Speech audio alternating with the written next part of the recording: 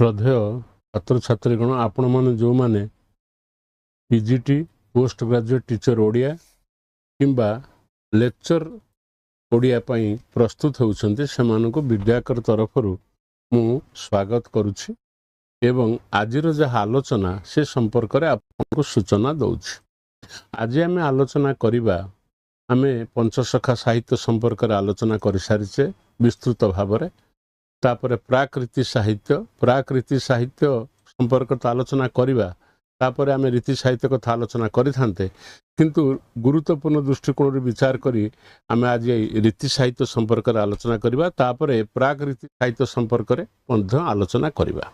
आज हमर आलोचनार विषय वस्तु हला रीति साहित्य। ओडिया साहित्य रे जदि आमे जुग विभाजन करिबा, साहित्य तो केबे हेले जुग विभाजन विषय वस्तु नुहे, कारण साहित्य होची एक एवं अविच्छिन्न गोटे अबारित परिप्रकाश। साहित्य को आमे आभिमुख्य दृष्टिकोण विचार करी ताको आमे सारला जुग, पंचसखा जुग, रीति जुग, सबुज जुग, सत्यवादी जुग, आधुनिक जुग, उत्तर आधुनिक जुग परी विभिन्न नाम नामित करिछु। कहीं ना से गोटे निर्दिष्ट समय भितर से कालखंड भितर जो कवि माने आसीछन्ति सेमानकर प्रकाश भंगी रे साम्य को विचार करी सेमानकर रुचि, सेमानकर स्टाइल बा सेमानकर प्रकाश भंगी, सेमानकर विषय वस्तु निर्वाचन, सेमानकर अलंकार, ये सब कथा को विचार करके आमे जुगर विभाजन करू। सारला साहित्य गला, तापर आमे पंचसखा साहित्य कथा को आसिले, तापर आसला प्राकृति साहित्य, बर्तमान आसला रीति साहित्य। रीति साहित्य होची कौन ना ये रीति साहित्य रे समस्पर्ध भाव अर्थ समान भाव गोटे समय रे भाषार जदि आमे परिवर्तन को लक्ष्य करिबा, जुग रुचि जदि आमे परिवर्तन को लक्ष्य करिबा, आमे देखिबा सारला साहित्य जेपरि भाव रे ओडिया जनजीवनर निछक प्रतिछवि थिला एवं लोकमानक भाषार तथाकथित मान सारला समय को पंचदश शताब्दी को आम साहित्य आमर मानसिकतार परिप्रकाश करिया पय क्षम ही सारलानी। ता न होइथिले एते बड़ उच्च कोटिर गोटे महाकाव्य 18 खंड महाकाव्य सारला दास लेखि न थान्ते। किंतु भाषार तो लक्षण है प्रति 10 वर्ष हो कि 100 वर्ष हो कि 50 वर्ष भितर हो, जिमिति नदी तार गतिपथ परिवर्तन करे भाषा सेमिति मध्य परिवर्तित हुए एवं सेतेबेले आभिमुख्य, विषय वस्तु, उपस्थापना शैली आउ वर्णना कौशल एथिरे परिवर्तन देखा दिए। पंचसखा जुगंक परे परे जेतेबेले आम भाषा रे गोटे समय आसी पहुँचला, जेतेबेले आमे समस्ते भाविलु जे संस्कृत साहित्य रे जेपरि उच्चांग काव्य करा जाउछि, अलंकारपूर्ण उपमा, अनुप्रास, जमक, श्लेष, अर्थालंकार, शब्दालंकार आ जोपरि भाव नारीर कमनीय चित्र ये सब वर्णना कराउछि, ऋतुर चित्र आम ओडिया भाषा रे ता हेई पारिबो कि नाही। तेणु क्रमे क्रमे आमर जो माने विशिष्ट कवि माने थिले से माने क्रमे क्रमे सरल आड़ू तांकर रचना भंगी बा तांकर प्रकाश भंगी, तांकर अभिव्यक्ति क्रमे क्रमे जटिल हला।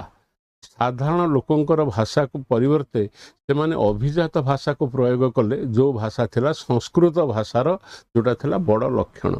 संस्कृत रे से समय बेल को आस्ते आस्ते सब कौन हलानी ना अलंकार शास्त्र, जोटा को आमे अलंकार शास्त्र बोली कहूचे, जो थे काव्य माने उपमा अच्छी, अलंकार अच्छी, शब्दालंकार अच्छी, अर्थ अलंकार अच्छी एवं शब्दर वैचित्र अच्छी। इमती सब आस्ते आस्ते जो अभिजात जो शब्द सब तत्सम शब्द बोली जहाँ कौचे माने संस्कृत आयित हो गलानी आम भाषा।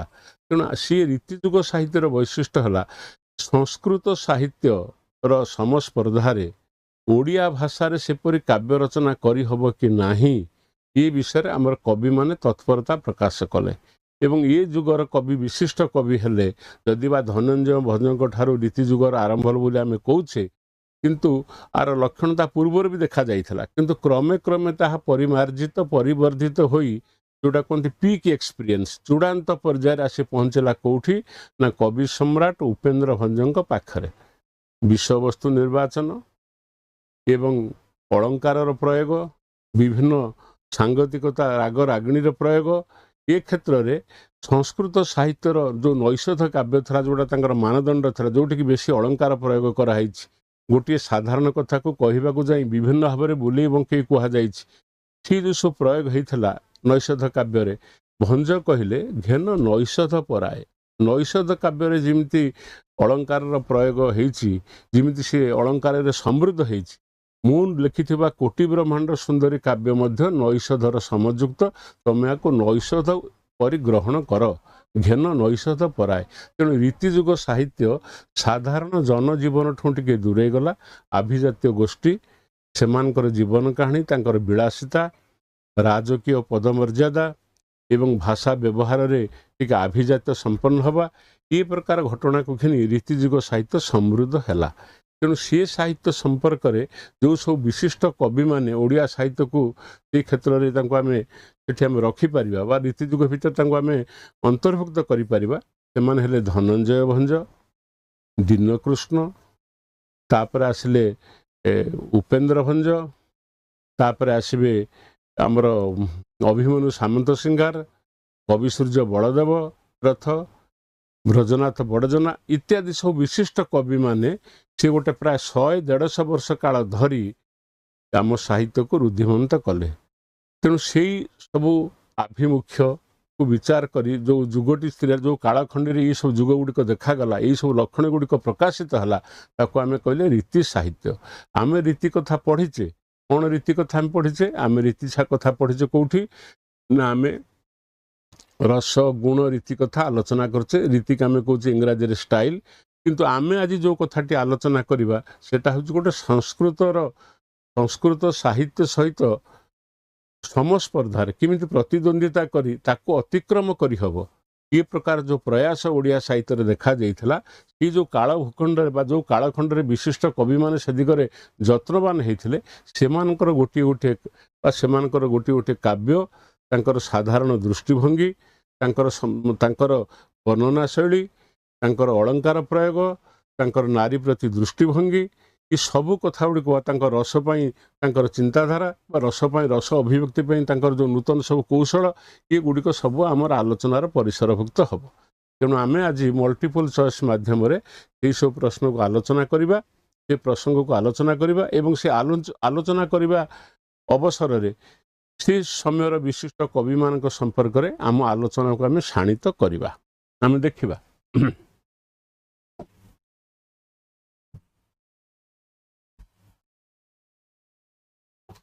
प्रथम प्रश्न देखला ये है एसएसबी टीजीटी तो जोटा आमर होती सोमवार ठू मंगलवार पर्यंत लाइव क्लास होती जोग दे पारे तापर आसला विद्याकर आरआई अमीन क्लास होची स्पेशल ऑफर अच्छी 20% 25% डिस्काउंट रे एठी मध्य स्पेशल ऑफर अच्छी एगुड़िक जदि आपण आम पाख न नहीं था एगुड़िक आपण उपलब्ध करें विद्याकर तरफ जो प्रकार कनसेसन दि जाइए 10% ऑफ दि जाइए विद्याकर तरफ यहाँ तीन दिन अच्छी 23 मे रु 25 मे पर्यंत अच्छी अच्छा ये तो आम आलोचना करें आर्ट्स पीसीएम सीबीजेड तो आलोचना सरी तापर आम देखा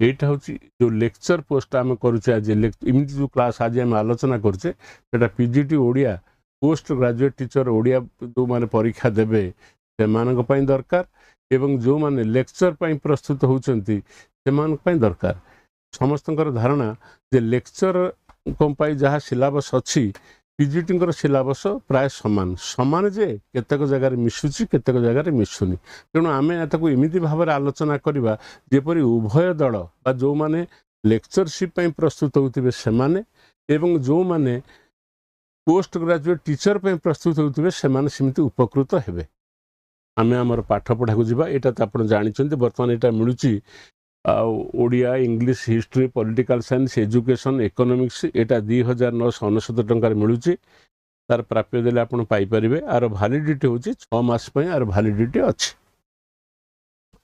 आम पाठ को आसवा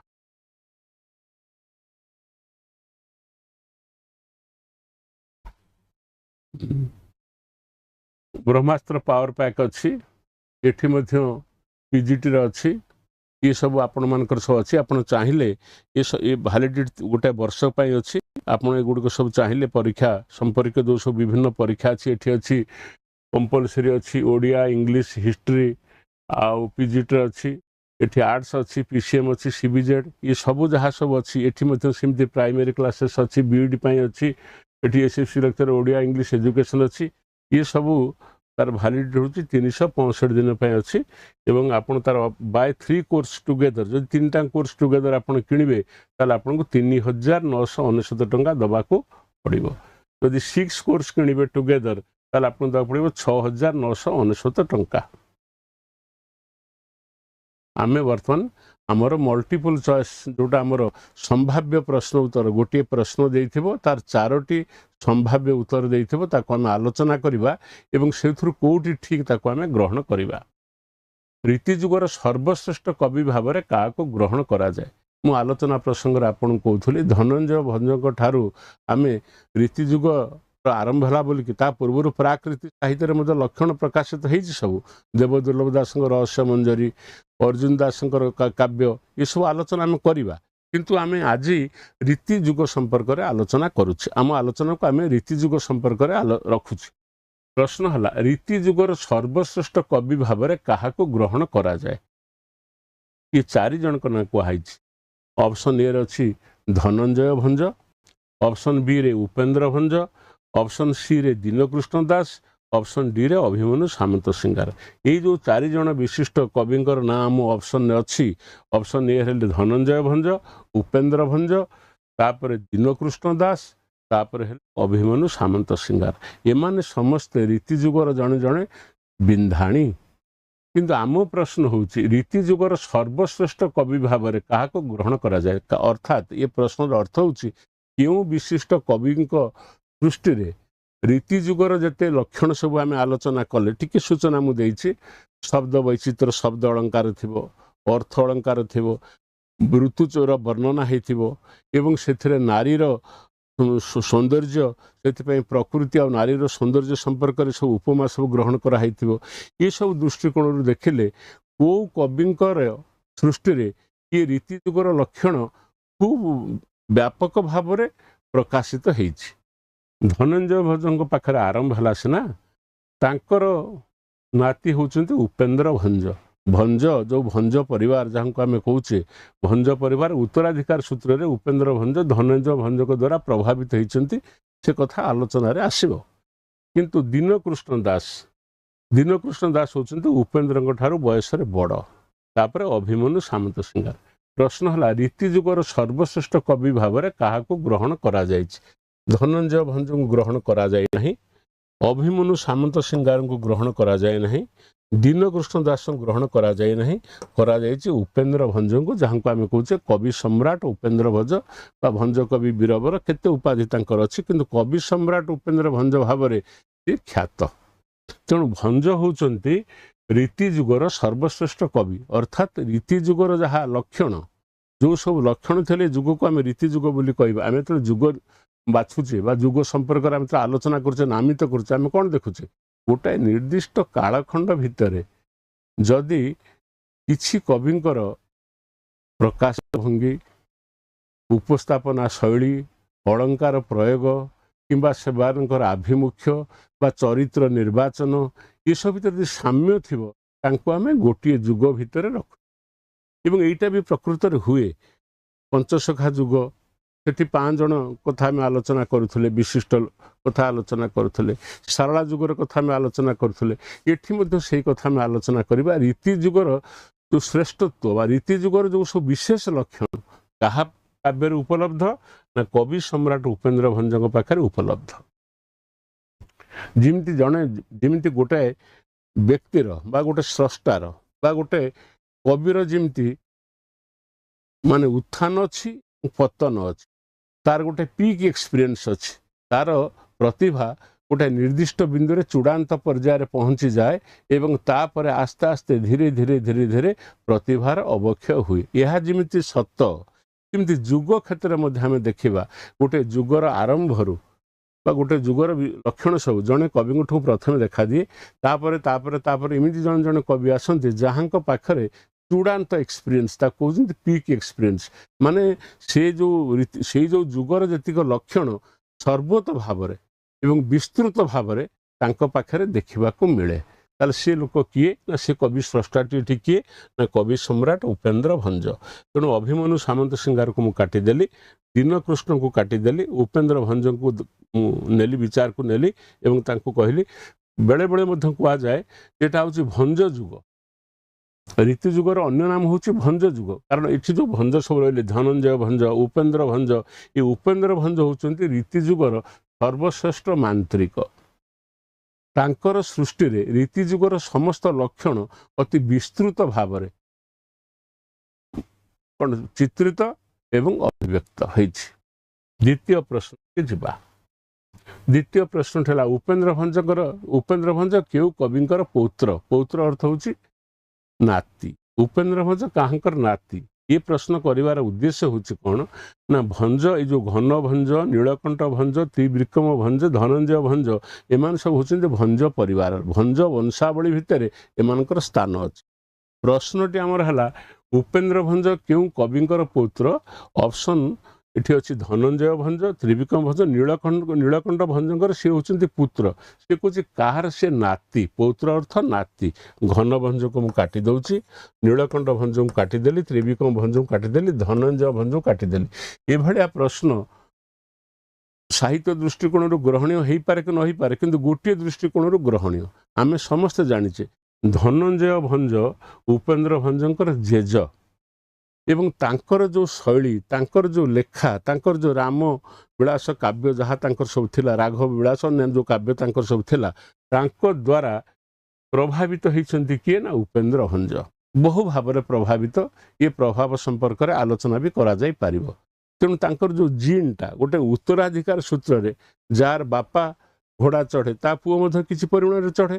କିନ୍ତୁ ଉପେନ୍ଦ୍ର ଭଞ୍ଜଙ୍କର ଯେଉଁ ପ୍ରତିଭା, ଏ ଧନଞ୍ଜୟ ଭଞ୍ଜଙ୍କର ଯେଉଁ ପ୍ରତିଭା, ସେ ପ୍ରତିଭା ଦ୍ୱାରା ଅନୁପ୍ରାଣିତ, ଅନୁପ୍ରେରିତ ଏବଂ ତାଙ୍କ ଦ୍ୱାରା ବହୁ ଭାବରେ ମଧ୍ୟ ପ୍ରଭାବିତ ହେଇଛନ୍ତି କିଏ ନା ଉପେନ୍ଦ୍ର ଭଞ୍ଜ। ସେଇ ଦୃଷ୍ଟିକୋଣରୁ ଧନଞ୍ଜୟ ଭଞ୍ଜଙ୍କ ସମ୍ପର୍କରେ ଆଲୋଚନା ଏଠି ଜରୁରୀ ହେଇ ପଡ଼ିଛି।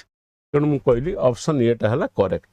ଆମେ ଅପସନ୍ ତା ପରବର୍ତ୍ତୀ ପ୍ରଶ୍ନକୁ ଯିବା। ଉପେନ୍ଦ୍ର ଭଞ୍ଜଙ୍କର ପିତାଙ୍କ ନାମ କ'ଣ? ନୀଳକଣ୍ଠ ଭଞ୍ଜ, ଘନ ଭଞ୍ଜ, ଧନଞ୍ଜୟ ଭଞ୍ଜ, ତ୍ରିବିକ୍ରମ ଭଞ୍ଜ। ଉପେନ୍ଦ୍ର ଭଞ୍ଜଙ୍କ ପିତାଙ୍କ ନାମ ଧନଞ୍ଜୟ ଭଞ୍ଜ ନୁହେଁ, ସେ ତାଙ୍କର ଜେଜ। ତ୍ରିବିକ୍ରମ ଭଞ୍ଜ ନୁହେଁ, ଘନ ଭଞ୍ଜ ନୁହେଁ। ଅପସନ୍ ଏ ହେଉଛି କରେକ୍ଟ। ଏଇଠି ଗୋଟେ ବୈଶିଷ୍ଟ୍ୟ ଆପଣ ଲକ୍ଷ୍ୟ କରିବେ ଯେ ଉପେନ୍ଦ୍ର ଭଞ୍ଜ ହେଉଛନ୍ତି ପ୍ରକୃତରେ ଘୁମସୁର ରାଜବଂଶର ଉତ୍ତରାଧିକାରୀ। ନୀଳକଣ୍ଠ ଭଞ୍ଜ ହେଉଛନ୍ତି ତାଙ୍କର ବାପା। ତେଣୁ ବଡ଼ ପୁଅ ନୀଳକଣ୍ଠ ଭଞ୍ଜଙ୍କ ପରେ କିଏ ପ୍ରକୃତରେ ଘୁମସୁର ରାଜବଂଶରେ ବସିଥାନ୍ତେ ଉପେନ୍ଦ୍ର ଭଞ୍ଜ। ଉପେନ୍ଦ୍ର ଭଞ୍ଜ ତାହା କରିନାହାନ୍ତି।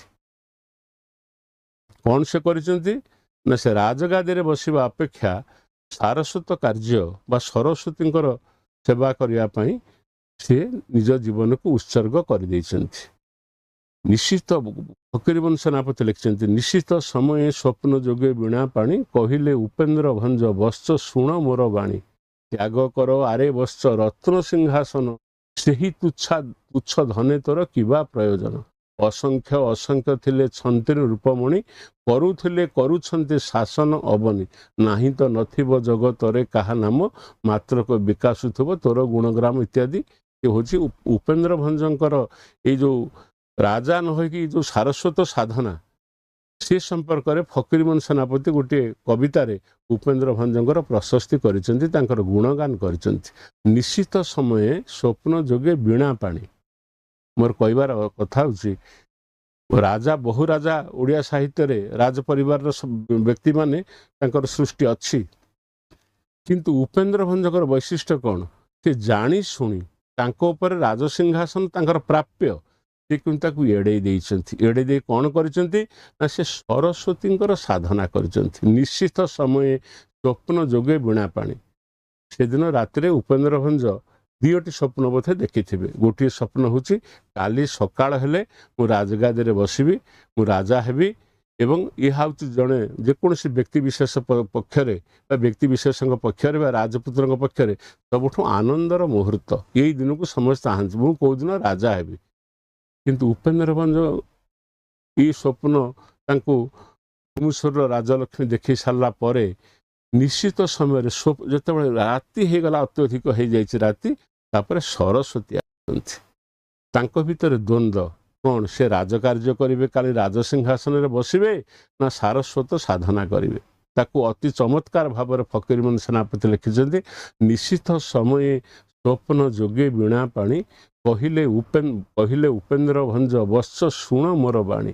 ତ୍ୟାଗ କର ଆରେ ବତ୍ସ ଏହି ରତ୍ନ ସିଂହାସନ, ସେହି ତୁଚ୍ଛ ଧନେ ତୋର କିବା ପ୍ରୟୋଜନ। ତୁ ରତ୍ନ ସିଂହାସନ ତ୍ୟାଗ କର।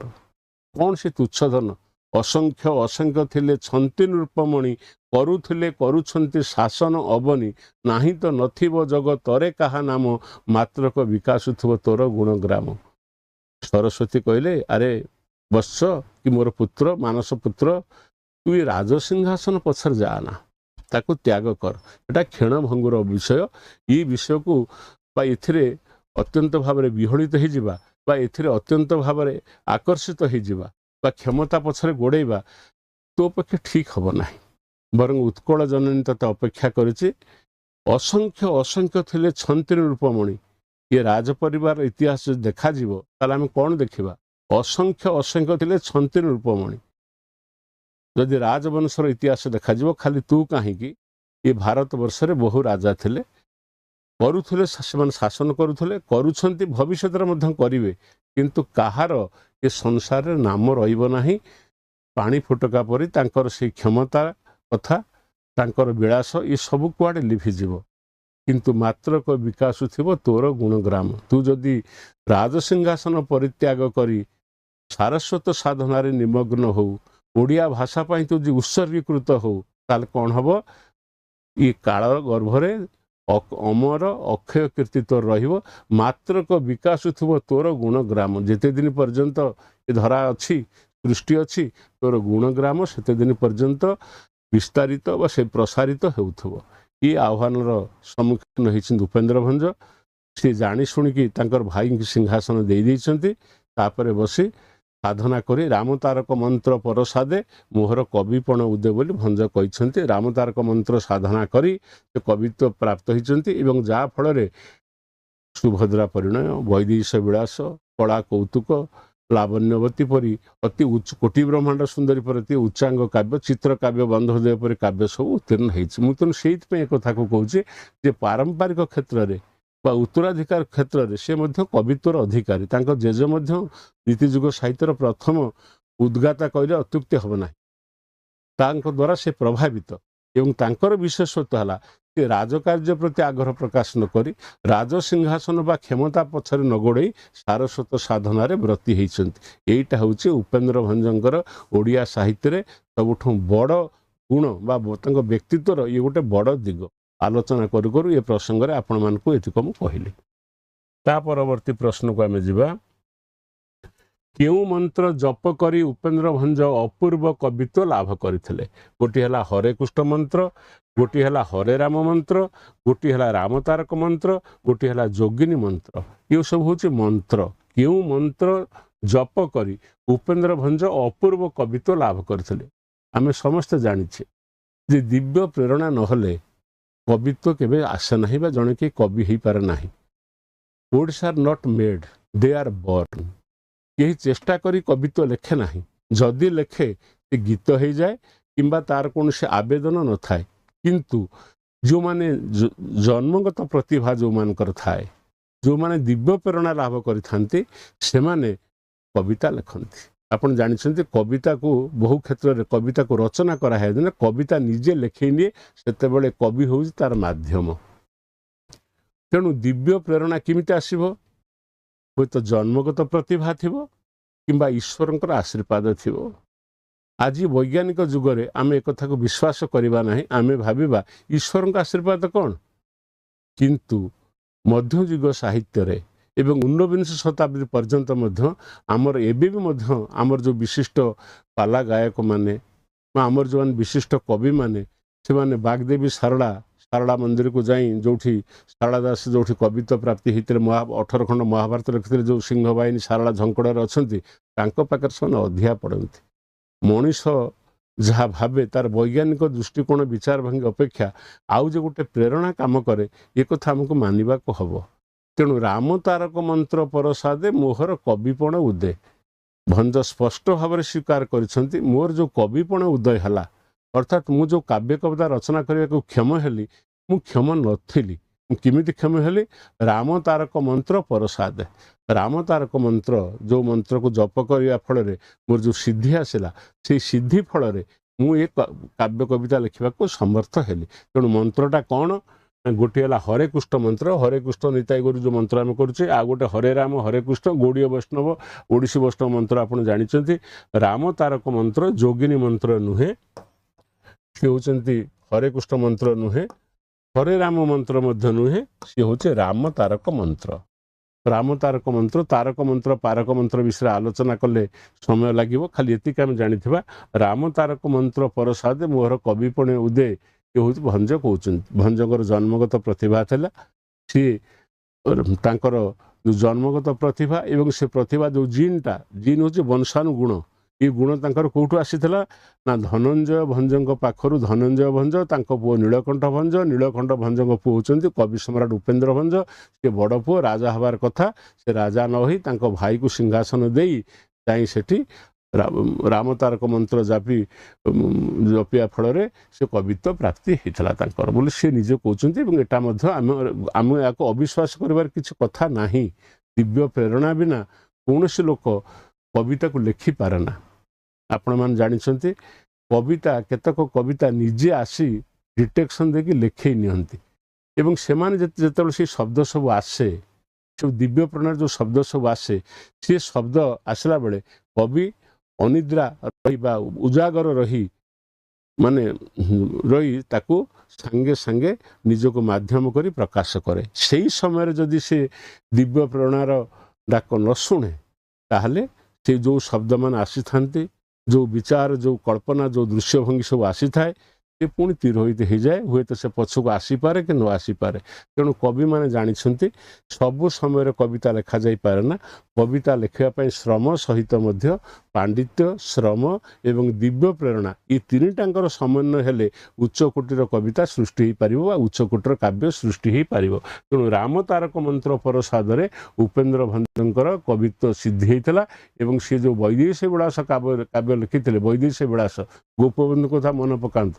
କାଳ ବଳିଆର ଆଣୁ ଇ ସଂସ୍କାର, ନବରୁଚି ନବ ଜ୍ଞାନ, କିନ୍ତୁ ବୈଦେହୀଶ ବିଳାସ ପାଇବ କାଳେ କାଳେ ଉଚ୍ଚ ସ୍ଥାନ।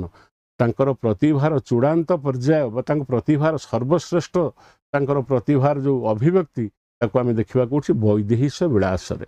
ରାମଚନ୍ଦ୍ରଙ୍କର, ସୀତାଙ୍କର ସ୍ୱାମୀ ବା ବଲ୍ଲଭ ରାମଚନ୍ଦ୍ରଙ୍କର ଜୀବନର କାହାଣୀ ହେଉଛି ବୈଦେହୀଶ ବିଳାସ। ବ ଅକ୍ଷରରେ ଲେଖା ହେଇଛି। ଉପେନ୍ଦ୍ର ଭଞ୍ଜଙ୍କ କବିତ୍ୱରେ ମୁଗ୍ଧ ହୋଇ ନୟାଗଡ଼ ରାଜା ତାଙ୍କୁ କେଉଁ ଉପାଧିରେ ଭୂଷିତ କରିଥିଲେ? ଆଚ୍ଛା, ଗୋଟିଏ ହେଲା କବି ସମ୍ରାଟ, ଗୋଟିଏ ହେଲା କବି ଶିରୋମଣି, ଗୋଟିଏ ହେଲା ବୀରବର, ଗୋଟିଏ ହେଲା କବି ମାର୍ତ୍ତଣ୍ଡ। କବି ମାର୍ତ୍ତଣ୍ଡ ଅର୍ଥ ହେଉଛି କବି ସୂର୍ଯ୍ୟ। ଏ ଉପାଧି ସେ ପାଇନାହାନ୍ତି। କବି ସମ୍ରାଟ ଉପାଧି ପାଇଛନ୍ତି। ରାଜା ସେ ଥିଲେ। ସମ୍ରାଟ ଅର୍ଥ ଯିଏ ସମସ୍ତଙ୍କ ଭିତରେ, ସବୁ ରାଜାଙ୍କ ଭିତରେ ଯିଏ ଶ୍ରେଷ୍ଠ, ତାଙ୍କୁ ସମ୍ରାଟ କୁହାଯାଉଥିଲା। ତେଣୁ ସବୁ କବିଙ୍କ ଭିତରେ ଯିଏ ଶ୍ରେଷ୍ଠ, ସେ ଦୃଷ୍ଟିକୋଣରୁ କବି ସମ୍ରାଟ ଉପାଧି ତାଙ୍କର ଥିଲା। କିନ୍ତୁ ସିଏ କୋଉ ପ୍ରଶ୍ନ ହେଲା, ଉପେନ୍ଦ୍ରଙ୍କ କବିତ୍ୱରେ ମୁଗ୍ଧ ହୋଇ ନୟାଗଡ଼ର ରାଜା ତାଙ୍କୁ କେଉଁ ଉପାଧିରେ ଭୂଷିତ କରିଥିଲେ? ଆପଣମାନେ ସମସ୍ତେ ଜାଣିଛନ୍ତି। ଆମେ ଯେଉଁ ଓଡ଼ିଶାରେ ଆଜି ବସବାସ କରୁଛେ, 1936 ଏପ୍ରିଲ ମାସ ପହିଲାରେ ଆମେ ଗୋଟେ ସ୍ୱତନ୍ତ୍ର ପ୍ରଦେଶ ହେଲେ, ପରବର୍ତ୍ତୀ ପର୍ଯ୍ୟାୟରେ ବହୁ ଅଞ୍ଚଳ ଆମ ସାଙ୍ଗରେ ମିଶିଲା। କିନ୍ତୁ ସେ ସେତିକି ହେବା ପୂର୍ବରୁ ଓଡ଼ିଶାରେ 26ଟା ଗଡ଼ଜାତ ଥିଲା। ଗଡ଼ଜାତର ମାନେ ଗୋଟେ ନିର୍ଦ୍ଦିଷ୍ଟ ଅଞ୍ଚଳର ତାର ଜଣେ ରାଜା ଥିଲେ ଏବଂ ସେ ରାଜା ଶାସନ କରୁଥିଲେ। ସେମାନେ ମଧ୍ୟ ଥିଲେ, ପ୍ରକୃତରେ ସେମାନେ ମଧ୍ୟ ଥିଲେ ଗୁଣଗ୍ରାହୀ। ଗୁଣର ସେମାନେ ପୂଜା କରୁଥିଲେ। କବିମାନଙ୍କୁ ତାଙ୍କର ରାଜଦରବାରରେ ସମ୍ମାନ ସେମାନେ ଦେଉଥିଲେ ଏବଂ ଯେଉଁମାନେ ଶ୍ଲୋକ ସବୁ ରଚନା କରୁଥିଲେ, ସେ ପ୍ରଶସ୍ତି, ରାଜପ୍ରଶସ୍ତି ହେଉ ବା କୌଣସି ଉଚ୍ଚକୋଟୀର କାବ୍ୟ ହେଉ, ତାଙ୍କୁ ମଧ୍ୟ ପ୍ରଶଂସିତ, ତାଙ୍କୁ ମଧ୍ୟ ସେମାନେ ପୁରସ୍କୃତ କରୁଥିଲେ, ସମ୍ମାନରେ ଭୂଷିତ କରୁଥିଲେ। ଯେମିତି ଆମର ଆଜିକାଲି ହେଉଛି ଆମେ ସାହିତ୍ୟ ଏକାଡେମୀ ପୁରସ୍କାର ଦେଉଛି, କେନ୍ଦ୍ର ସାହିତ୍ୟ ଏକାଡେମୀ ପୁରସ୍କାର ଦେଉଛି, କିମ୍ବା କୌଣସି ଆମର ଯେଉଁ ପୁରସ୍କାର ସବୁ ଅଛି, ପଦ୍ମଶ୍ରୀ, ପଦ୍ମବିଭୂଷଣ ଇତ୍ୟାଦି ସବୁ ଅଛି, ସେମିତି ରାଜାମାନେ ମଧ୍ୟ ଗୁଣୀ ଲୋକମାନଙ୍କୁ ଆଦର କରୁଥିଲେ तांको जो राजन्य मंडली थिला जो सब तांकर कैबिनेट मिनिस्टर जिन सब थिले किछि साहित्यिक संगीतज्ञ एमान सब रखुले तांकर परामर्श ग्रहण करुले एवं सेमान को मध्य स्वतंत्र उपाधि रे भूषित करुले से जो उपाधि नयागढ़ राजा जो ये तो कवि कवि कवि मार्तंड नुहे कवि सम्राट जदि तांकर उपाधि ये उपाधि तांको नयागढ़ राजा देई नाहंती कवि शिरोमणि उपाधि नथिला वीरवर भंज वीरवर उपाधिटा ये जो वीरवर उपाधि ये उपाधि देखते कि नयागढ़ राजा। अच्छा उपेन्द्र भंज को किए कवि सम्राट भाव में मान्यता देते? अच्छा जगबंधु सिंह, प्यारीमोहन आचार्य, पुरी गजपति, कृपासिंधु मिश्र। तामाने उपेन्द्र भंज को जीवदशा जो कवि सम्राट हेले ये कथा तांको किए कहला प्रथमे जिमती आमे कहूचे महात्मा मोहनदास करमचंद गांधी को महात्मा कहीदेले किए ना कहीदेले किए ना रवि ठाकुर कहीदेले 1916 पर रवि ठाकुर कहीदेले एवं समग्र देश तांको ग्रहण करदेला एवं तांको कहला महात्मा गांधी। सिमती सुभाष बोस तांको जातिर पिता बोली कहीदेले देश तांको कहीदेला फादर ऑफ नेशन। सिमती जणे जणे विशिष्ट व्यक्ति बा जणे जणे विशिष्ट व्यक्ति जेते बड़े कौन एक विशेष गुण रे तांको नामित कर दियंती बा कौन एक विशेष उपाधि रे तांको संबोधित करते जाति मध्य ताको ग्रहण करनी। सिमती कवि सम्राटंकर बा जो कवि सम्राट उपाधि तांको जे भंज को जे कवि सम्राट कहाजिवो ये कथाटा किए प्रथम कहला बा भंज जे कवि सम्राट ये कथाटी किए कहला ना जगबंधु सिंह, प्यारीमोहन आचार्य, पुरी गजपति, कृपासिंधु मिश्र। कृपासिंधु मिश्र कथा छाड़ीबा पुरी गजपति कथा नुहे पुरी गजपति पाखे शास्त्र आलोचना होता कथित अच्छी सेठी दीनकृष्ण दास आसते जी कि बयस बड़ आसी कवि सम्राट उपेन्द्र भंज से शास्त्र आलोचना होता किंतु उपाधि से देना। तापर है प्यारीमोहन आचार्य जी ओडिशार इतिहास लिखिते जो प्यारीमोहन एकाडेमी करते सी नुहति जो जगबंधु सिंह विषय आप पढ़ी प्राचीन उत्कल हो जहाँ सारस्वत सृष्टि से कहीदेले जे भंज होचंते प्रकृत रे कवि मान भितर सम्राट। तेणु आमर उत्तरटी है ऑप्शन ये करेक्ट। कवि उपेन्द्र भंज किए कवि सम्राट भाव में मान्यता देते उपाधि देना मान्यता मान्यता मान कहीदेले कवि जमी महात्मा गांधी गांधी तो निजे कौटी कहते महात्मा कहना रवि ठाकुर कहीदेले महात्मा देश ग्रहण करनेला। सुभाष बोस कहीदेले जी कि गांधी को मार्गर जी जाति गांधी को मार्गर पथिक नथिले अहिंसा भाव में स्वाधीनता आने को चाहूला बेले अहिंसा को माने आयुध करके स्वाधीनता आने को गांधी चाहूला बेले सुभाष बोस हिंसा द्वारा रक्तपात द्वारा स्वाधीनता आने को काम करुले किंतु तांकर गांधी प्रति अशेष भक्ति थिला तांकर मतांतर थिला किंतु मनांतर नथिला एवं सी कहीदेले गांधी होचंती फादर ऑफ नेशन जातिर पिता देश ग्रहण करनेला। से भाया उत्कलमणि उपाधि प्रफुल्ल बाबू आसिले जेलू फेरी गांधी गोपबंधु से कहीदेले उत्कलमणि नीलकंठ कहते आप आज जातुनि आज आपको उत्कलमणि कहीदेवे आप कौन उत्कलमणि आप देशर मणि हवा योग्य आपणकर विकल्प ना किंतु सदा माने सबु बेले कौन प्रकार पद पदवी प्रति आकर्षित न हवा एवं सब कथा को उदासीन माने निर्विकार भाव में ग्रहण करनबा व्यक्तित्व होचंती गोपबंधु दास से चलीगले से कहले यही आसिले उत्कलमणि से दिन ना होगला उत्कलमणि। तेणु ये भाया बेले बेले हुए जड़े जड़े विशिष्ट व्यक्ति कौन एक विशिष्ट लोकंकर मूल्यांकन करी गोटे किसी संबोधन करदेले देश ग्रहण करनिए।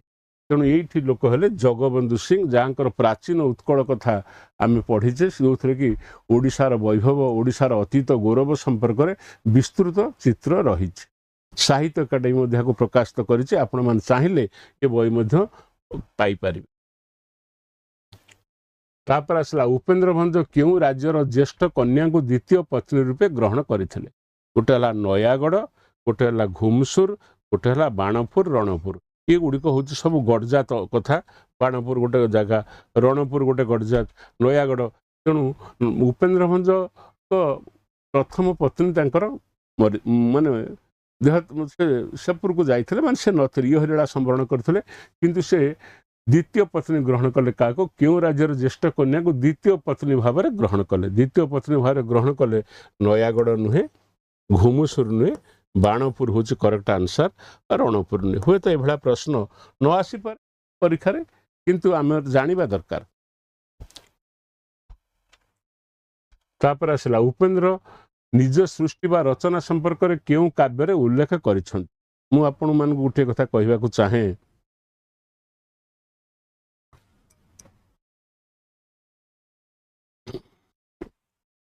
मु आपण मानकु ए संपर्क में गोटे कथा कहबाकू चाहे जे मध्य युगर कवि माने से माने निजर परिचय सेतेबेले को व्यक्तिवादर एते विकास हेनी जदि बा निजर परिचय से दौले खूब संक्षिप्त भाव में कौट केमी दौले किंतु उपेन्द्र भंजर वैशिष्ट्य है विशेषता आम देखा एमती बहु सृष्टि किए लिखी आम जाने एवं मध्य युगर बहु कवि माने सृष्टि को राजा मान ना भणिता कर अर्थ प्राप्ति सम्मान प्राप्ति ये प्रकार कथा आम कान पड़ी आम जाचे किंतु उपेन्द्र भंज कौन करते ना तांकर जो सृष्टि संपर्क में गोटे पुस्तक से गुड़िक संपर्क लिखी कौन कौन से लिखिं कौन कर इत्यादि सूचना देते से बईटी कौन वैदेश विलास ना सभद्रा नु एटा हम सुभद्रा सुभद्रा परिणय चित्रकाव्य बंधोदय लावण्यवती लावण्यवती नुहे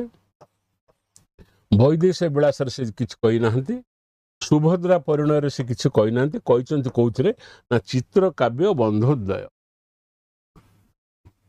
चित्रकाव्य बंधोदय कौन आपड़ जदि से पढ़े जानवे से केते प्रकार बंधर वर्णना करा जाय चित्र काव्य माने पेंटिंग हेची चित्र हेची ता भीतर काव्य अछि कौन काव्य अछि को विषय लिखाई जे जो आदिम रस श्रृंगार रस नारी पुरुषंकर जो संगम तांकर जो मिलन एवं ताहा केते भाग्य केते रूपर हेई परिबो ये सब विभिन्न बंध कथा उपेन्द्र भंज शोकिया प्रेमर थिले अनुरागी एवं सीमित परिवेश ग्राहस्थ माने दाम्पत्य जीवन भितर नारी पुरुषर जो भाव तांकर जो मिलन एवं तार जो विभिन्न भाग ता संपर्क यथेष्ट ज्ञान थिला जेमिति वात्स्यायनकर कामशास्त्र थिला सेमती उपेन्द्र भंज पंच सहायक बोली गोटे बही भी लिखिते चित्रकाव्य बंधोदय तांकर कवित्व सहित तांकर चित्र पिक्टोरियल अप्रोच चित्र सब होइछि एवं ता भितर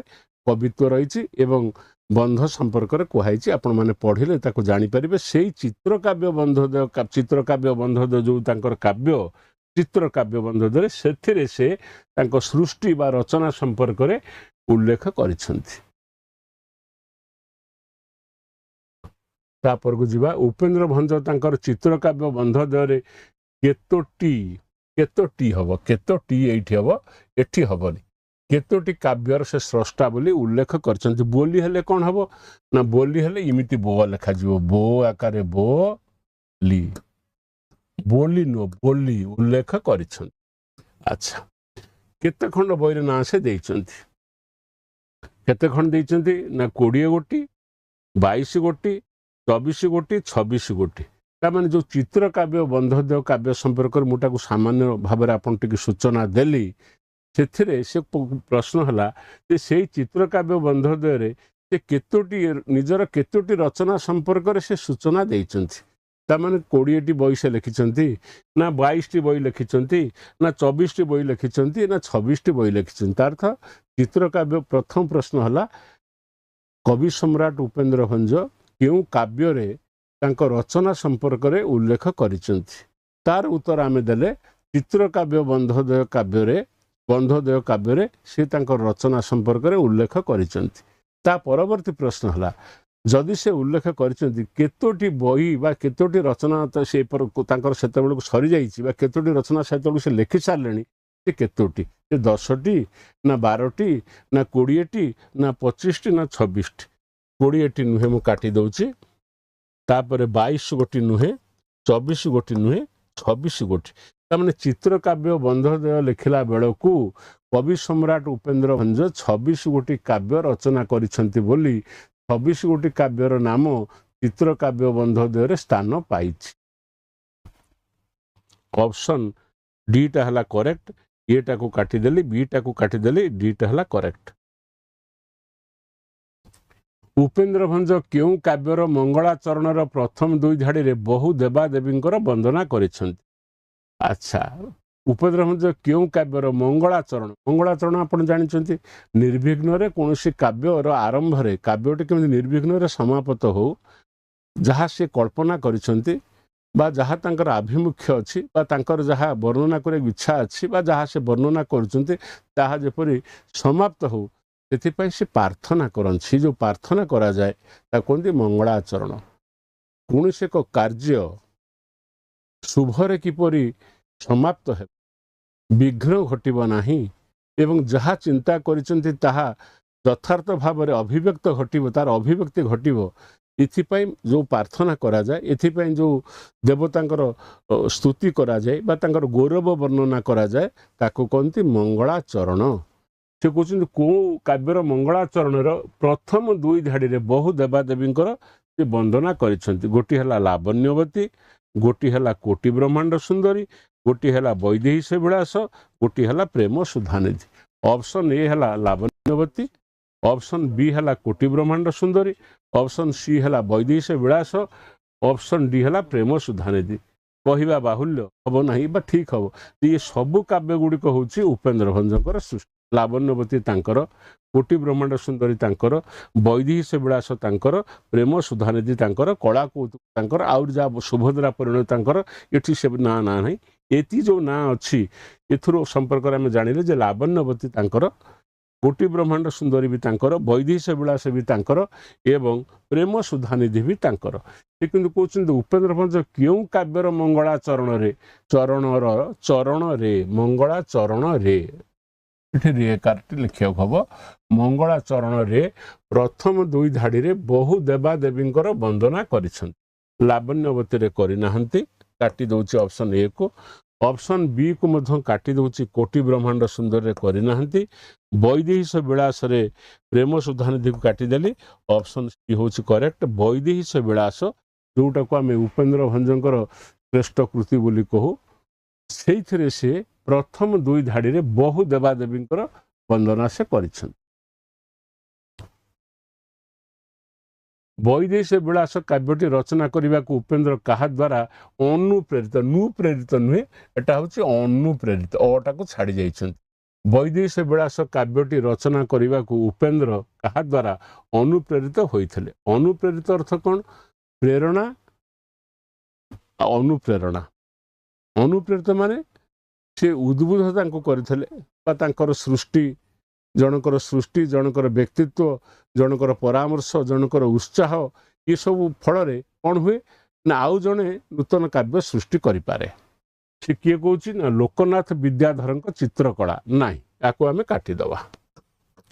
दीनकृष्ण दासंकर मधुमंगल नाई आम काटिदबा। रघुनाथ हरिचंदन लीलावती आको काटिदबा। ये जो बईटी है धनंजय भंज श्रीराम नुह श्रीराम विलास बोली जो बईटी अच्छी धनंजय भंज जो रामकर जीवन गाथा रामकर जीवन चरित्र बा रामकर जीवन चर्या रामकर जहाँ सब राम को केन्द्र कर घटी जो घटना रामायण रे घटी ताकू उपजीव्य कर से लिखिथिले श्रीराम विलास। धनंजय भंज होउचंती उपेन्द्र भंजकर जेज एवं उपेन्द्र भंज होउचंती तांकर नाती तेणु जेजंकर जमी ख्याति अच्छी कवित्व अच्छी उद्बुद्ध कले तमें मोरी भाया गोटे काव्य लेख तमें मोरी परी राम गोटे काव्य लेख जो काव्यटी है वैदेही विलास। वैदेही अर्थ हूँ सीता सीतांकर ईश अर्थ सीतांकर स्वामी हूँ रामचंद्र तांकर विलास बा रामचंद्रंकर जीवनचर्यार रामचंद्रंकर व्यक्तित्वर मर्यादा पुरुष रामचंद्रंकर व्यक्तित्वर सर्वदिग को उद्भासित कर सृष्टि होती वैदेही विलास ब हूँ तार मूल अक्षर। सेतेबेले सेमाने दीटा कथा करुथले स्वतस्फूर्त भाव में कवित्व आसूला दिव्य प्रेरणा एवं से प्रेरणा पुणी किमिति होतला ना गोटे गोटे अक्षर को गोटे गोटे पादरे रखी से काव्य रचना करुथले तामाने गाणितिक सूक्ष्म बुद्धि सह कल्पनार सम्मिश्रण कम बड़ कथा गोटे गोटे अक्षर को सुभद्रा परिणय प्रथम अक्षर हूँ स कला कौतुक आद्य अक्षर हूँ काव्यर जो कला कौतुक लिखिं आद्य अक्षर क कला कौतुक मध्य क शेष क तीनटा क अच्छी ताने गाणितिक प्रतिभा सहित जहाँ रेसनाल बुद्धि बोली जहाँ आम कहे प्रज्ञा बोली जहाँ कहे ता सहित कल्पनार सुमधुर समन्वय रीतिजुगर कवि माने दक्षता प्रतिपादन करिसेंति। दीनकृष्ण रसकल लिखिसेंति ना देइसेंति रसकल कृष्ण चरित्र उपर लिखाई कृष्ण लीला उपर लिखाई मूल अक्षर हूँ सब क छाड़ ये जो धनंजय भंजकर श्रीराम विलास आ द्वारा अनुप्रेरित एवं आ द्वारा प्रभावित एवं अनुप्रेरित होई उपेन्द्र भंज लिखिसेंति वैदेहीश विलास काव्यटी रचना करने को उपेन्द्र क्या द्वारा अनुप्रेरित होइथिले हवा कथा तेणु ऑप्शन बी टी को करेक्ट कली। तापर आसला वैदेहीश विलास छांद संख्या केते जो वैदेहीश विलास कथा आम पढ़ुचे वैदेहीश विलास तार छांद संख्या केते 30 35 40 और 52 ए रे ऑप्शन ए रे अच्छी 30 को मुझे काटी दूची बी रे 35 काटी दूची सी रे 40 काटी दूची ऑप्शन डी होची करेक्ट। ये होची वैदेहीश विलास 52 छांद विशिष्ट माने वैदेहीश विलास जी छांद अच्छी अध्याय अच्छी जहाँ आम कहवा ये होची 52 अध्याय।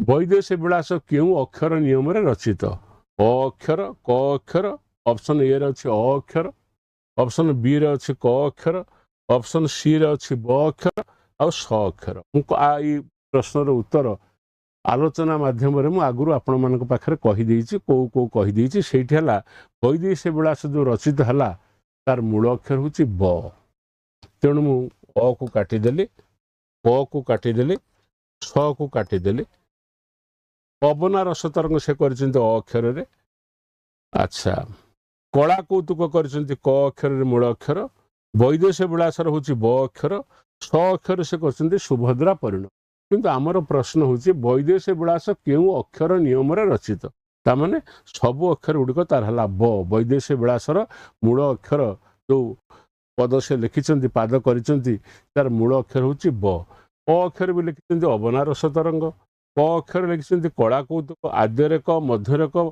प्रांतर क ब वैदेहीश विलास आ सर हूँ सुभद्रा परिणय तेणु ऑप्शन बी है ऑप्शन सी है करेक्ट।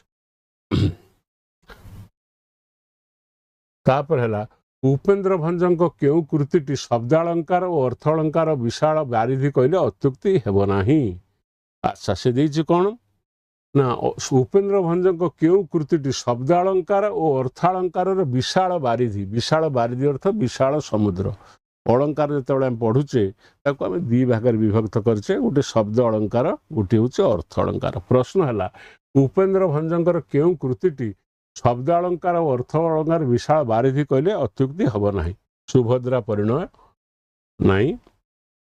अच्छा लावण्यवती नुहे सेटा है वैदेहीश विलास ऑप्शन सी है करेक्ट। आउ है कोटि ब्रह्मांड सुंदरी भी नुहे जदि बा कोटि ब्रह्मांड सुंदरी से लिखिं घेन नैषध पराए आह्वान देते संस्कृत पंडित मानक अन्य मानक जे मोर कोटि ब्रह्मांड सुंदरी को तुम नैषध काव्य पर ग्रहण कर किंतु तांकर शब्द अलंकार और अर्थ अलंकार विशाल बारिधि कहले माने समुद्र विशाल बारिधि समुद्र अर्थ आसो बारिधि विशाल विराट समुद्र जमी फलकूल मिलनी सेमती शब्द अलंकार अर्थ अलंकार परिपूर्ण हो किए ना हूँ वैदेहीश विलास। ता परवर्ती देखा क्यों विस्मयकर सृष्टि रे उपेन्द्र भंजकर समस्त भावावेग और श्रम व्ययित होइछि।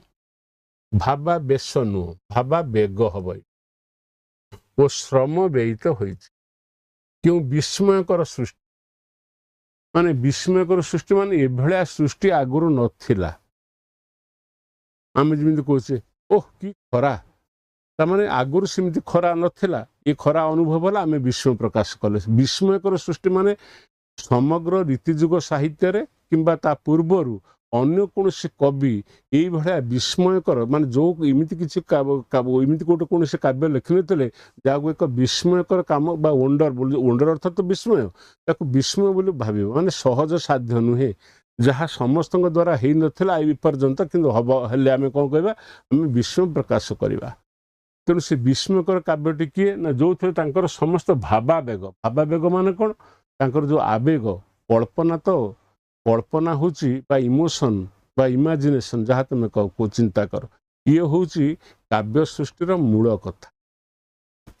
ବିଷୟବସ୍ତୁ ଥିବ, ଘଟଣା ଥିବ, କିନ୍ତୁ ଯଦି କଳ୍ପନା ନଥିବ, କାଳ୍ପନିକ ଆବେଗ ନଥିବ, ଆବେଗିକ ଉଚ୍ଛ୍ୱାସ ନଥିବ, ତାହେଲେ ତାହା ମୂର୍ତ୍ତିମନ୍ତ ହେଇପାରିବ ନାହିଁ ବା ତା ସାକାର ରୂପ ନେଇପାରିବ ନାହିଁ। ସେ କେବଳ ଶୁଷ୍କ ବିଷୟବସ୍ତୁଟି ହେବ। ରାମ ସୀତାଙ୍କ ବିଷୟବସ୍ତୁ କିଏ ନ ଜାଣିছে? ରାମାୟଣ ଏବଂ ମହାଭାରତ ଯୁଗ ଯୁଗ ଧରି ଭାରତବର୍ଷର ସାଧାରଣ ଜନତାଙ୍କଠୁ ଆରମ୍ଭ କରି ଭାରତବର୍ଷର ପ୍ରତିଭା ସମ୍ପନ୍ନ ବ୍ୟକ୍ତିମାନଙ୍କର ମାନସ ରାଜ୍ୟକୁ କମ୍ ଭାବରେ ଆନ୍ଦୋଳିତ କରିନାହିଁ, ଏପର୍ଯ୍ୟନ୍ତ ମଧ୍ୟ ଆନ୍ଦୋଳିତ କରୁଛି। କିନ୍ତୁ ସେଇ ସବୁ ଘଟଣାକୁ ଘଟଣା ସମାନ ତାକୁ ଯେଉଁ କବି, ଯେମିତି ବୈଦେଶୀ ବିଳାସ ଲେଖା ହେଲା, ଯେମିତି ରଘୁବଂଶ ସବୁ ଲେଖା ହେଲା, ଯେମିତି ମହାନାଟକ ସବୁ ଲେଖା ହେଇଛି, ରାମାୟଣ ଉପରେ ସବୁ କରାହେଇଛି, ଏ ଯେଉଁ ସବୁ ଜିନିଷ ସବୁ ହେଇଛି କ'ଣ ସେଇ ଘଟଣା ସମାନ, ମୂଳ ଘଟଣା ସମାନ, କିନ୍ତୁ ତାକୁ ଯେଉଁ କଳ୍ପନାର ପୁଟ, ଆବେଗ, ଉଚ୍ଛ୍ୱାସ ଆକୁ ଯେଉଁ ଦେଇ ତାକୁ ସ୍ୱତନ୍ତ୍ର ଭାବରେ କବିତାକୁ ନିର୍ମାଣ କରିଦେଲା। କାବ୍ୟ ସୃଷ୍ଟି ଗୋଟେ ଅର୍ଗାନିକ ଷ୍ଟ୍ରକ୍ଚର, ଖାଲି ଆଡ଼ୁ ସାଡ଼ୁ ଲେଖା ହେବନି, ସେଥିରେ ଭାଷା ଥିବ, ଭାଷାର ସଂଯତ ପରିପ୍ରକାଶ ଥିବ, ଅଳଙ୍କାର ଥିବ, ନାୟିକା ମାନଙ୍କର କଥୋପକଥନ ଥିବ, ମନସ୍ତାତ୍ତ୍ୱିକ ଚିତ୍ର ଥିବ, ଋତୁର ବର୍ଣ୍ଣନା ଥିବ, ଆଦର୍ଶ ଥିବ, ଯୁଗର ଲକ୍ଷଣ ପ୍ରକାଶିତ ହେଉଥିବ। ଏ ସବୁ କଥା ମିଶି ସାରିଲା ପରେ ଗୋଟେ କଂକ୍ରିଟ ହୋଲ୍ ହେଇକି ଗୋଟେ କାବ୍ୟ ସୃଷ୍ଟି ହେବ। କାବ୍ୟ ଗୋଟେ ଅନାବନା ଫୁଲ ନୁହେଁ ଯେ ଇଆଡ଼କୁ ଫୁଟିଯିବ ସିଆଡ଼କୁ ଫୁଟିଯିବ ହଠାତ୍ ଏମିତି ହେଇଯିବ। କାବ୍ୟ ଗୋଟେ ସଂହତ ପରିପ୍ରକାଶ। ସେ କହୁଛି କୋଉଥିରେ ତାଙ୍କର ସମସ୍ତ ଭାବାବେଗ ଓ ଶ୍ରମ ବ୍ୟୟିତ ହେଇଛି। ଶ୍ରମ ସୃଷ୍ଟି କରିବା ସାଧାରଣ କଥା ନୁହେଁ, ସେଥିରେ ବି ଶ୍ରମ ଅଛି। କୋଉଥିରେ ହେଇଛି ନା ଲାବଣ୍ୟବତୀରେ ହେଇଛି କି, କୋଟି ବ୍ରହ୍ମାଣ୍ଡ ସୁନ୍ଦରରେ ହେଇଛି କି, ସୁଭଦ୍ରା ପରିଣୟରେ ହେଇଛି କି? ଅପସନ୍ ଏ ହେଲା ଲାବଣ୍ୟବତୀ, ଅପସନ୍ ବି ହେଲା ବୈଦେହୀଶ ବିଳାସ, ଅପସନ୍ ସି ହେଲା କୋଟି ବ୍ରହ୍ମାଣ୍ଡ ସୁନ୍ଦରୀ, ଅପସନ୍ ଡି ହେଲା ସୁଭଦ୍ରା ପରିଣ। ଲାବଣ୍ୟବତୀ କଥା ଆମେ କାଟିଦେବା, ଆମେ କୋଟି ବ୍ରହ୍ମାଣ୍ଡ ସୁନ୍ଦରୀକୁ କାଟିଦେବା, ସୁଭଦ୍ରା ପରିଣୟକୁ ମଧ୍ୟ କାଟିଦେବା। ସେଇଠି ହେଉଛି ବୈଦେହୀଶ ବିଳାସ। ମୁଁ ଆପଣଙ୍କୁ ଅଳ୍ପ ସମୟ ପୂର୍ବରୁ କହୁଥିଲି କେମିତି ବୈଦେହୀଶ ବିଳାସର ମହତ୍ଵ ଏବଂ ତାର ପ୍ରାସଙ୍ଗିକତା କେମିତି ଯୁଗ ଯୁଗ କାଳ ପାଇଁ ରହିବ ବୋଲି ଗୋପବନ୍ଧୁ ଦାସ ତାଙ୍କର ସମାଲୋଚନା ବା ଉପେନ୍ଦ୍ର ଭଞ୍ଜଙ୍କ ସମ୍ପର୍କରେ ତାଙ୍କର ଯେଉଁ ଅଭିମତଟି ଦେଇଛନ୍ତି, ଯାହାକୁ କି ଆମେ ଉପେନ୍ଦ୍ର ଭଞ୍ଜଙ୍କର ଶ୍ରେଷ୍ଠ ସମାଲୋଚନା ବୋଲି କହିପାରିବା। ସମାଲୋଚନାର ଅର୍ଥ କ'ଣ? ଖାଲି ନିନ୍ଦା ଖାଲି ଦୁର୍ଗୁଣ ଦେଖାଇବା କଥା ନୁହେଁ। ସମାଲୋଚନାର ଅର୍ଥ ହେଉଛି କୌଣସି କାବ୍ୟ ସୃଷ୍ଟିକୁ ଆହୁରି ମାର୍ଜିତ ଢଙ୍ଗରେ, ଆହୁରି ସରଳ ଭାବରେ ତାର ଭାବକୁ ଅନ୍ୟମାନଙ୍କ ଆଗରେ ପ୍ରକଟନ କରିବା। ସମାଲୋଚନା କେବେ ହେଲେ ନେଗେଟିଭ କନସେପ୍ଟରେ ରହେ ନାହିଁ। ସମାଲୋଚନା ମଧ୍ୟ ହେଉଛି ଆସ୍ତିମୂଳକ। ପ୍ରଶ୍ନ ହେଲା ଯେ ଏଇ ଯେଉଁ କୋଉ କାବ୍ୟ କରିଛନ୍ତି ନା ବୈଦେହୀଶ ବିଳାସ। ବୈଦେହୀଶ ବିଳାସରେ ତାଙ୍କର ସମସ୍ତ ଭାବାବେଗ ଶ୍ରମ ବ୍ୟୟିତ ହୋଇଛି। ଭାବାବେଗ ଅର୍ଥ କ'ଣ ବୁଝୁଛନ୍ତି? ଭାବାବେଗ ହେଉଛି ଭାବ ଉଚ୍ଛ୍ୱାସ ବା କଳ୍ପନା। ଆଉ କୋଉଠି ବ୍ୟୟିତ ହେଇଛି ନା ବୈଦେହୀଶ ବିଳାସରେ। ଆପଣ କହିବେ କେମିତି ବୈଦେହୀଶ ବିଳାସରେ ହେଲା, ଭାବାବେଗ କେମିତି ହେଲା? ଆପଣ ନୀଳ ଶୈଳର ସ୍ରଷ୍ଟା ସୁରେନ୍ଦ୍ର ମହାନ୍ତିଙ୍କ କଥା ମନେ ପକାନ୍ତୁ। ସେ ଲେଖିଛନ୍ତି ନୀଳ ଶୈଳରେ ମୋର ସମସ୍ତ ଭାବାବେଗ, ବିଶେଷ କରି ଶରଦୀର ଚରିତ୍ର ଚିତ୍ରଣ କଲାବେଳେ ମୋର ସମସ୍ତ ଭାବାବେଗ ସରି ଯାଇଥିଲା। ଆଉ ନୀଳାଦ୍ରି ବିଜୟ ବେଳକୁ ଯାହା ମୁଁ ଲେଖିଲି ତାହା ହେଉଛି ଚର୍ବିତ ଚର୍ବଣ। କହିବାର କଥା ଯେ ଯେଉଁ ଭାବାବେଗ ଯେ ମାନେ ସମସ୍ତ ଭାବାବେଗ ଯେ ବୈଦେହୀଶ ବିଳାସରେ, ସେଇଥିପାଇଁ ତ ଗୋପବନ୍ଧୁ କହିଲେ କାଳ ବଳିଆର ଆଣୁଇ ସଂସ୍କାର ନବରୁଚି ନବଜ୍ଞାନ, କିନ୍ତୁ ବୈଦେହୀଶ ବିଳାସ ପାଇବ କାଳେ କାଳେ ଉଚ୍ଚ ସ୍ଥାନ। ମୋ ବିଚାରରେ ଉପେନ୍ଦ୍ର ଭଞ୍ଜଙ୍କ ସମ୍ପର୍କରେ ଯେତେ ଆଲୋଚନା ଯିଏ କରନ୍ତୁ ନା କାହିଁକି, ଓଡ଼ିଆ ଜାତିର ମର୍ମକୁ ସ୍ପର୍ଶ କରିଥିବା ଭଞ୍ଜଙ୍କର ସାହିତ୍ୟ କୃତିକୁ ସମ୍ପୂର୍ଣ୍ଣ ଭାବରେ ଗଭୀର ଭାବରେ ଅଧ୍ୟୟନ କରିଥିଲେ କିଏ ନା ଗୋପବନ୍ଧୁ। ତା ନ ହୋଇଥିଲେ ସେ କେବେ ଲେଖିନଥାନ୍ତେ ଗାଏ ତୁମ ଗୀତ ସଭାରେ ପଣ୍ଡିତ ପଥେ ପାନ୍ଥ ହୃଷ୍ଟମନା, ବିଲେ ବୋଲେ ଚଷା ଅନ୍ତପୁରେ ଯୋଷା ନୃତ୍ୟ ରଙ୍ଗେ ବାରାଙ୍ଗନା। ଉପେନ୍ଦ୍ର ଭଞ୍ଜ କ୍ଳିଷ୍ଟ, କିନ୍ତୁ ତାଙ୍କର ସାହିତ୍ୟର ଯେଉଁ ସାଙ୍ଗତିକତା, ତାଙ୍କର ଯେଉଁ ପରିବେଷଣ ଶୈଳୀ ଏବଂ ସେଥିରେ ଯେଉଁ ମଧୁରତା ଏତେ ବେଶୀ ଯେ ତାହା ଜନମାନସକୁ ସବୁ ସ୍ତରକୁ ସ୍ପର୍ଶ କରିଥିଲା। ପଣ୍ଡିତମାନେ ତାଙ୍କର ଶାସ୍ତ୍ର ଆଲୋଚନା କରୁଥିଲେ, ବାଟରେ ଯାଉଥିବା ପଥିକ ଯେ କ୍ଳାନ୍ତି ଅପନୋଦନ କରିବା ପାଇଁ ସେ ଭଞ୍ଜଙ୍କର ଚୌପଦୀ ବୋଲି ବୋଲି ଯାଉଥିଲା। ଚାଷ ଯିଏ କରୁଥିଲା ଚଷା, ସିଏ ମଧ୍ୟ କହୁଥିଲା ଆଜି ଦେଖିଲି ରେ ନବୀନ ବୟସୀ ବାଳା, କିମ୍ବା ଯେ ନୃତ୍ୟ କରୁଥିଲା ସିଏ ମଧ୍ୟ ଭଞ୍ଜଙ୍କର ଚୌପଦୀକି ଗାନ କରୁଥିଲା। ତା ଅର୍ଥ ଯେ ପଣ୍ଡିତ ଗଣଠୁ ଆରମ୍ଭ କରି ସାଧାରଣ ଗୃହିଣୀଠୁ ଆରମ୍ଭ କରିକି ନୃତ୍ୟ ପ୍ରବୀଣାମାନେ ମଧ୍ୟ ଭଞ୍ଜ ସାହିତ୍ୟକୁ ଚର୍ଚ୍ଚା କରୁଥିଲେ ଏବଂ ତାକୁ ମଧ୍ୟ ତାଙ୍କର ଜୀବନ ଭିତରେ ତାକୁ ମଧ୍ୟ ଅନୁଭବ କରୁଥିଲେ। ତେଣୁ ଉପେନ୍ଦ୍ର ଭଞ୍ଜ ଯଦିବା ସେ ରୀତି ଯୁଗର ଶ୍ରେଷ୍ଠ, ତାଙ୍କର ବହୁ କାବ୍ୟକୁ ଆମେ ବୁଝିପାରୁନୁ, କ୍ଲିଷ୍ଟ ଟିକେ ଅଛି, କିନ୍ତୁ ସେଥିରେ ମଧ୍ୟ ତାର ଯେଉଁ ସାଙ୍ଗତିକତା ପ୍ରଭାବ ଯୋଗୁଁ ସାଧାରଣ ଜନତା ତାକୁ ବୁଝନ୍ତୁ ବା ନ ବୁଝନ୍ତୁ, ତାକୁ ମଧ୍ୟ ଗ୍ରହଣ କରିନେଉଥିଲେ। ଆପଣ ମନେ ରଖିଥିବେ ଗୋଟେ ୱାର୍ଡ ସେ କହିଛି, ସେକ୍ସପିୟରକୁ ଇୟାଗୋ ଚରିତ୍ର କହିଛି, I do not understand your language but I understand the fury of your language.